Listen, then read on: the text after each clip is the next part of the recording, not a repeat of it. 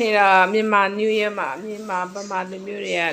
ဆန်နေဆန်တရက်ဖြစ်ပေါ့နော်သူများတွေကစုစုတာတွေကျွေးကြတယ်အမွှေးငါးတွေကျွေးကျမတို့နိုင်ငံခြားမှာကျတော့ကျွေးတော့ကျွေးတယ်ကျွေးတဲ့နေရာတွေအဝေးပဲကျမတို့ကြီးစားချင်ဒီနေ့ကျတော့အဖွာရက်စီသွားခိုင်းတော့ကျမမွေးငါးကြောက်ဝဲလာတာပြီးတော့ ready made မွေးစားလာစားမလို့အသက်ကြီးတယ်ဗျာမသိဘူးမွေးငါကြိုက်လာလွန်ခဲ့တဲ့နေ့အနည်းငယ်တော့ကျမမွေးငါကို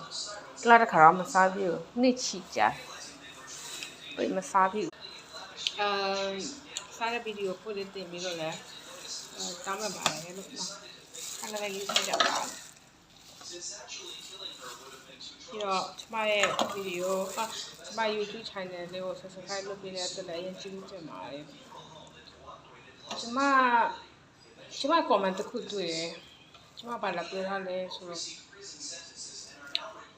1500ဆိုလည်းမရပါဘူးဆိုတော့ဒီဘောနော်သူကလို့ပြောတာ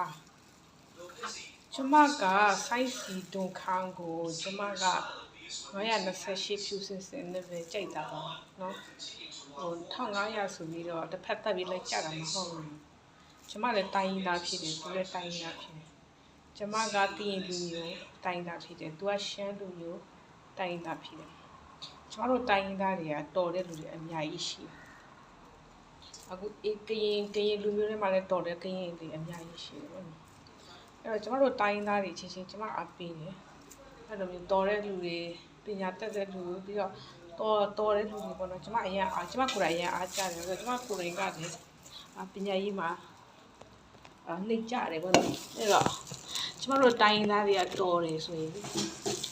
ကျမအရင်ကြိုက်တဲ့ပေါ်ကြတယ်ဒါပေမဲ့အခုတော့မင်းသားဆိုပေမဲ့လည်းမင်းတိုင်းတိုင်းတော့ကျမကြိုက်တာမဟုတ်ဒါပေမဲ့စို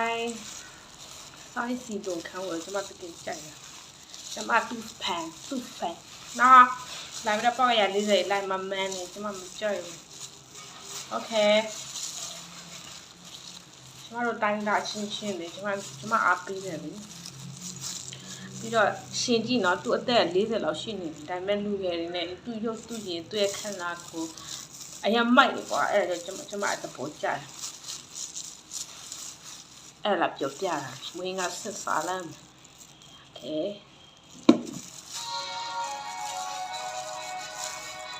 စပါဦး